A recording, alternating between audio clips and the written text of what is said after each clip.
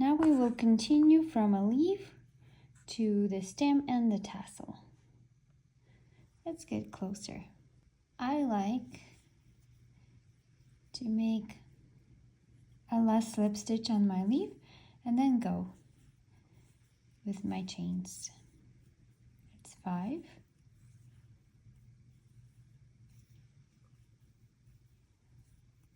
That's 10.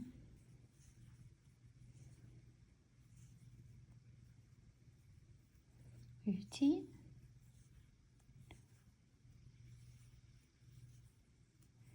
And 20. Let's stop here. Then we grab a bead, if you're using a bead, and pulling yarn through the bead. And we make one more chain after that. After that, I make one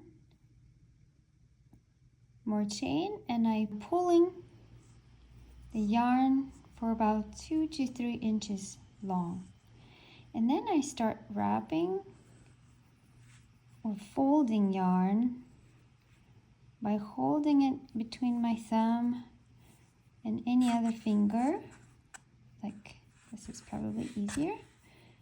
And then aligning the loops, the small loop, the big loop.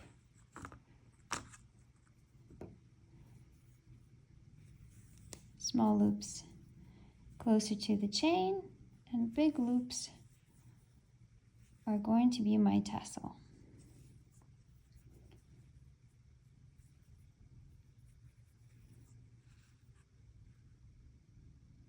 I have 8 right now, loops that I made. Now it's 9. And I'm going to make 10.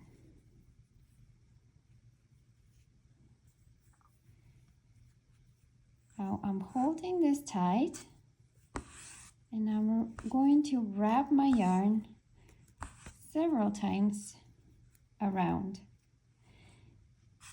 Then I will tie a knot, but before I tie a knot, I want to cut my yarn off a little bit, but not too close. I'm leaving about a foot. After I cut off and left myself with a foot of yarn, I'm going to wrap it around one more time and then tie a knot. Okay? And then I'm going to wrap it around in a different direction and also tie a knot. You can help yourself with a hook or you could just do it with your fingers. Okay, if you want to repeat this knot several more times, you're welcome to secure. Then I have these little tiny loops at the top. I'm going to weave my hook through all of them and take the remaining yarn that's left and loosely go through all of these top loops. And then I'm going to make a chain. After that, I'm going to yarn over and pull through the loop completely to finish off my tassel. So the tassel is ready, and the last thing we need is to attach it back to the bead. It looks like the bead has a very good solid attachment on this side where we were working with the chain, but on this side it kind of looks like it's falling off. So we're going to take the hook, and if this size of the hook doesn't work, you can use a needle, that same needle you were sewing with when you're weaving in ends, or you could possibly find a smaller hook. I'm going to use a smaller hook, and I'm going to pull the tail of the yarn through like that. And then I'm going to channel this last yarn. That's why I was leaving a whole chunk of it, like 12 inches or so I could weave it in.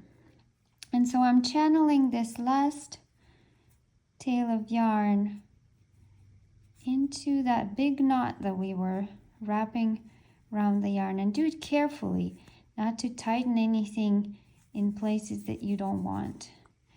And then loosen it up so it looks good, nice and straight. And then you could just cut things off and give them a little haircut. So let's give it a haircut and make it straight-ish. And that's what it looks like.